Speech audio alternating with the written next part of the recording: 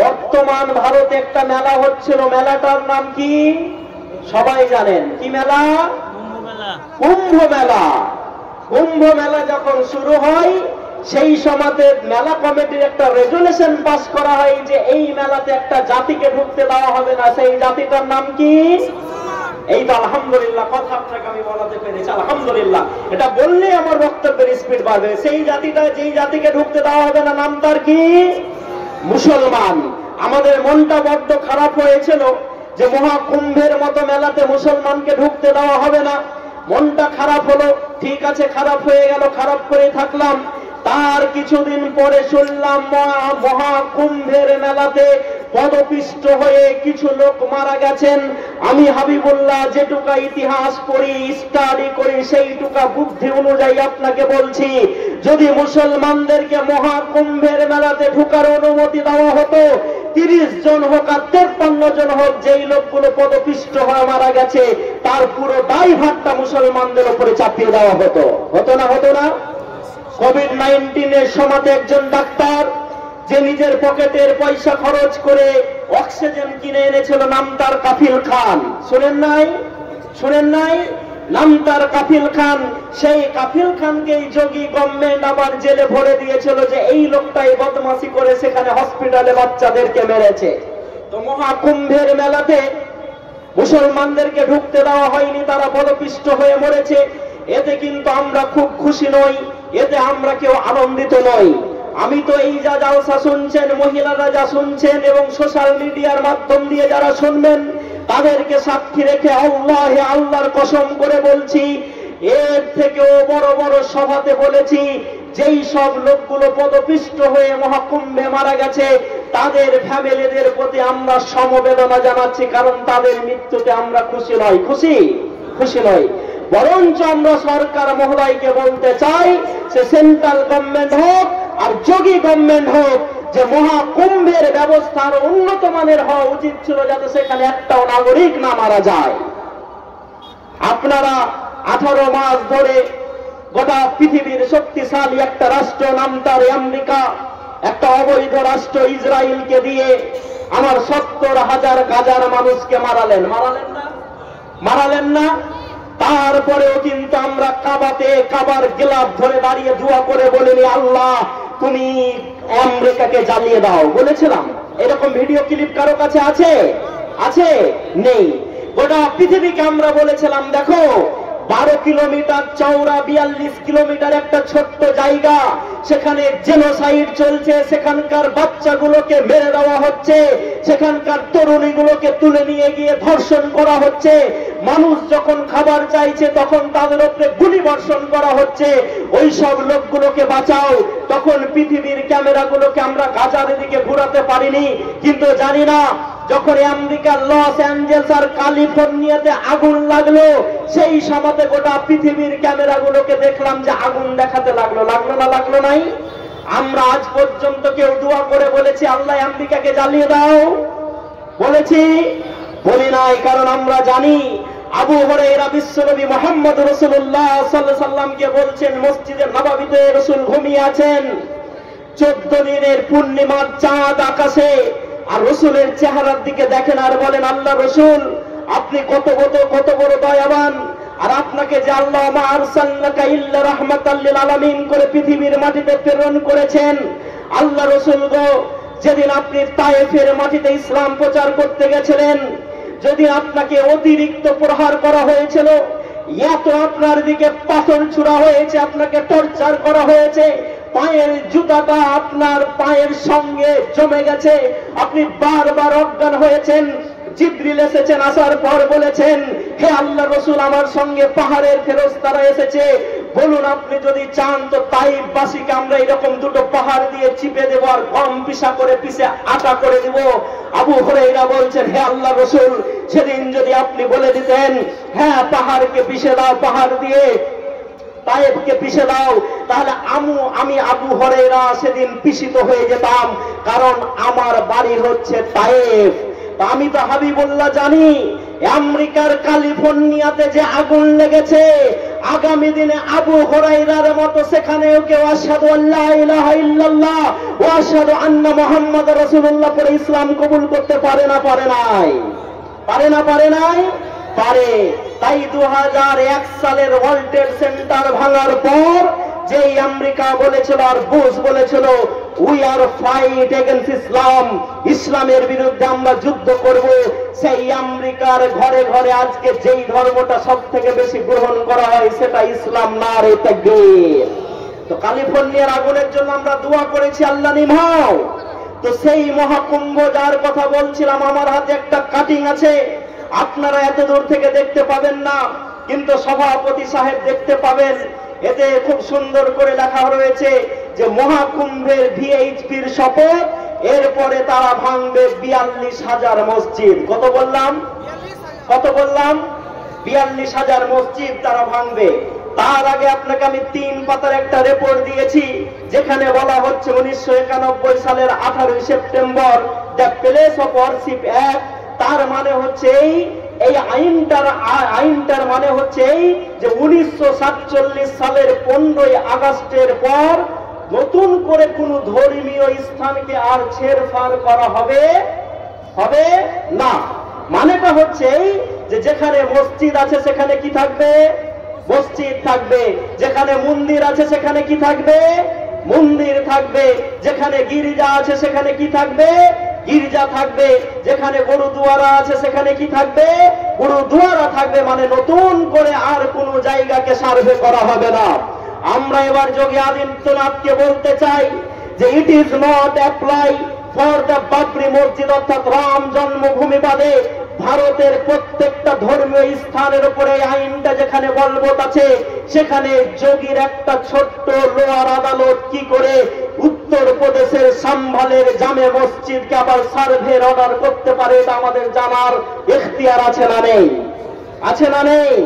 মহামান্য supreme court অবশ্যই এরপরে রায় দিয়ে বলেছে যে নতুন করে আর কোন মসজিদকে সার্ভে করা হবে না।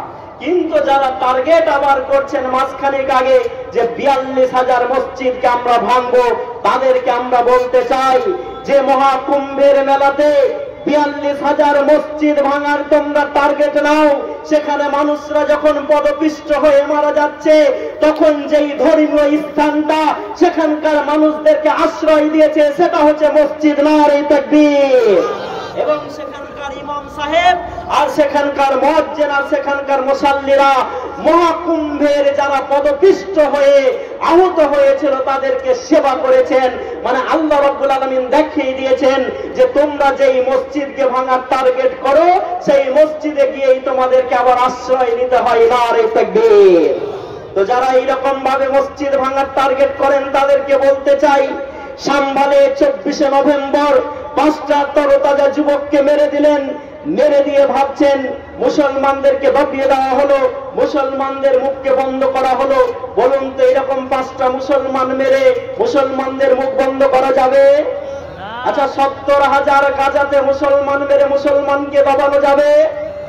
2001 সাল থেকে 2021 20 বছর আফগানিস্তানকে পরাধীন রেখে মুসলমানদেরকে দবানো যাবে? সিরিয়াকে জ্বালিয়ে দিয়ে মুসলমানকে দবানো যাবে? 15 লক্ষ ইরাকে মুসলমানকে মেরে দিয়ে মুসলমানদেরকে দবানো যাবে? যাবে না। আমরা আমার দেশের প্রধানমন্ত্রীকে বলতে চাই, হে মাননীয় সম্মানীয় প্রধানমন্ত্রী, যদি 3 কোটি টাকা প্রতিদিন হোটেলের ভাড়া খরচ করে ইসরায়েলে গিয়ে 2008 সালের মুম্বাই জঙ্গি হামলাতে যেই লোকটা মারা গেছিল তার পুত্রের সঙ্গে যদি আপনার কথা বলার সময় হয়, তাহলে সাম্ভালের মসজিদে যেই 5 জন তরতাজা যুবককে গুলি করে মারা হয়েছে তাদের ফ্যামিলির সঙ্গে আপনাকে কথা বলা উচিত আছে না নাই?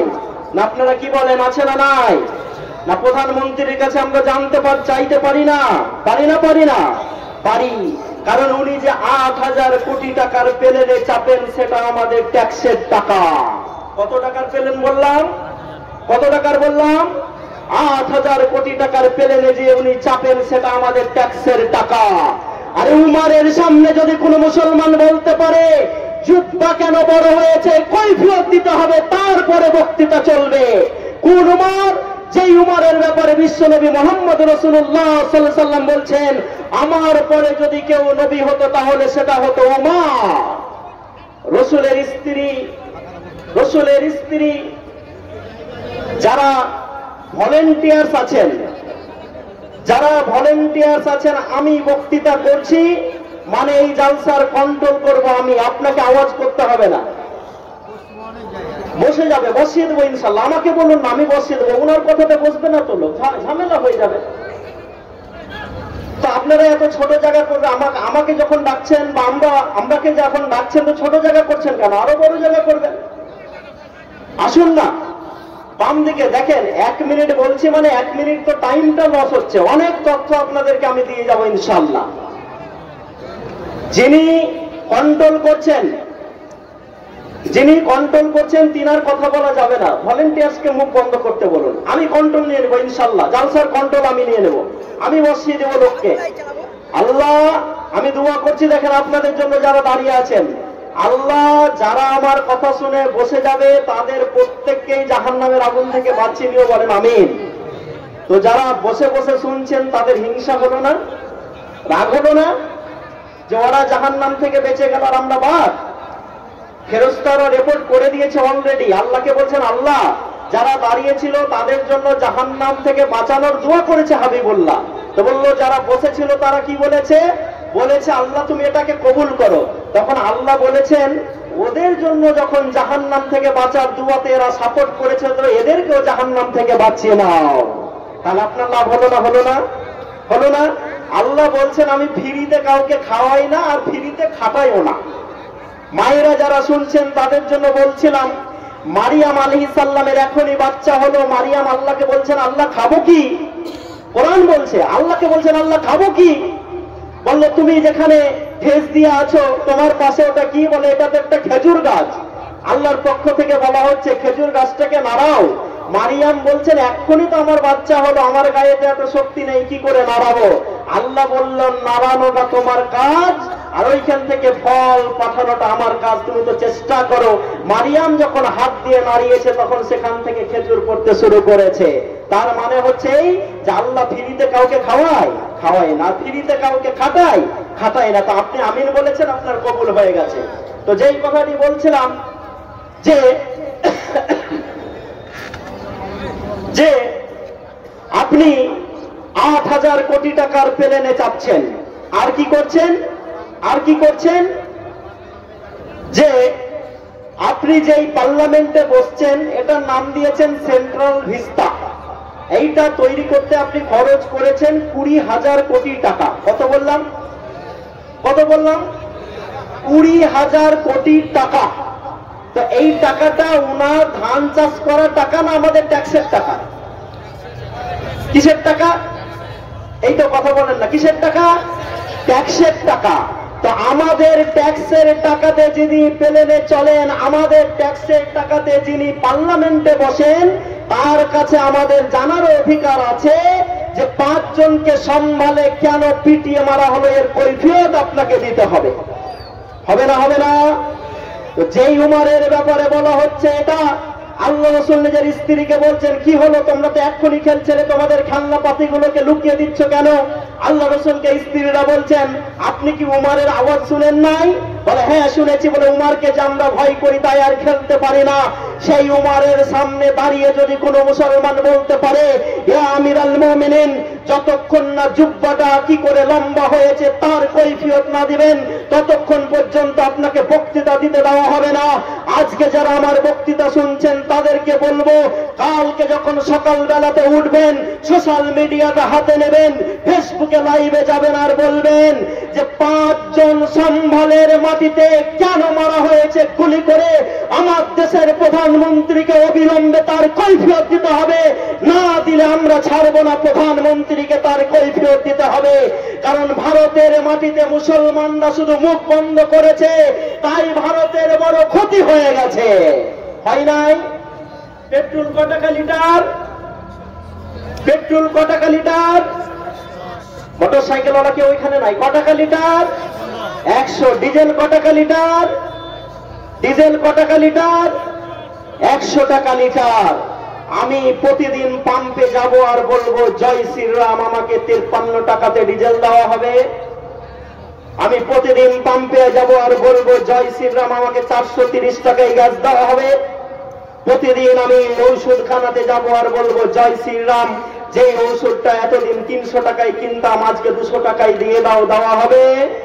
হবে? হবে না।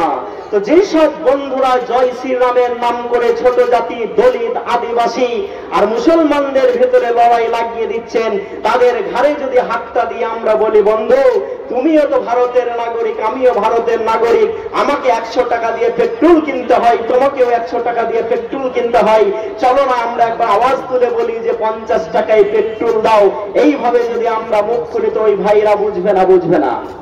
বুঝবে না? বুঝবে না? অবশ্যই বুঝবে। তাই ভাইরা আমার, বন্ধুরা আমার, আজকে আমাদেরকে আওয়াজ তুলতে হবে।